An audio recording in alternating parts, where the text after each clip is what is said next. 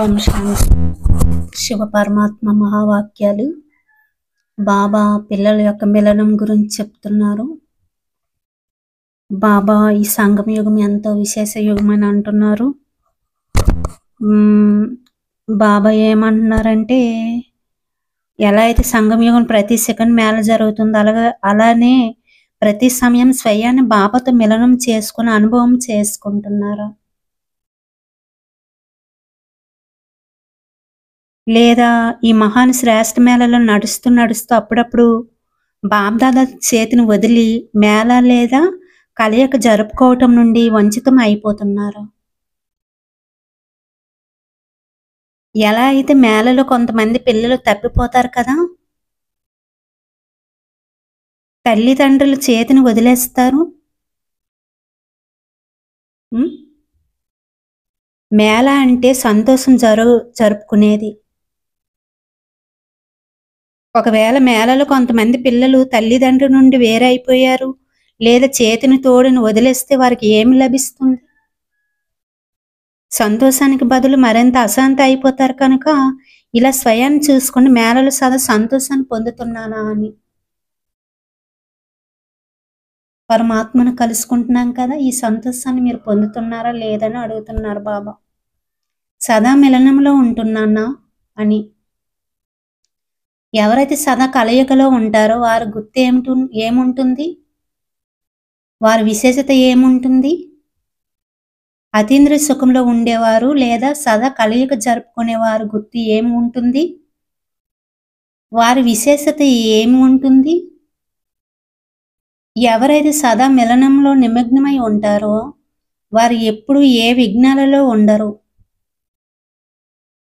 మిలనం విఘ్నాలను తొలగించేస్తుంది. ఎవరిని మిలనం?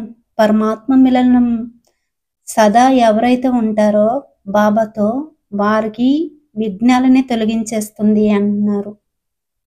మిలనాన్ని సమలగ్నత అని అంటారు. ఏ రకమైన విఘ్నమైనా వస్తుందా లేదా? విఘ్నానికి వశం అవుతున్నారంటే దీని ద్వారా ఏం సిద్ధ అవుతుంది? సదా మిలన మేళ జరుపుకోవటం లేదు.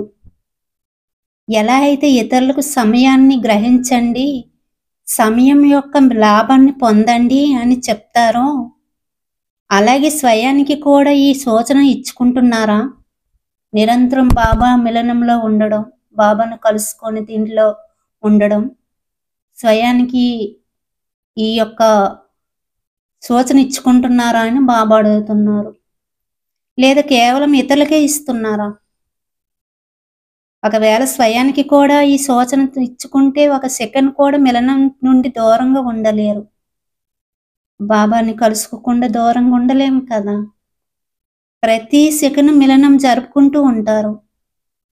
ఎలా అయితే ఏదైనా పెద్ద మేళ జరుగుతున్నప్పుడు ఇంత సమయం ఈ మేళ జరుగుతుందని సమయం నిర్ణయిస్తారు కదా, తర్వాత అది సమాప్తి అయిపోతుంది.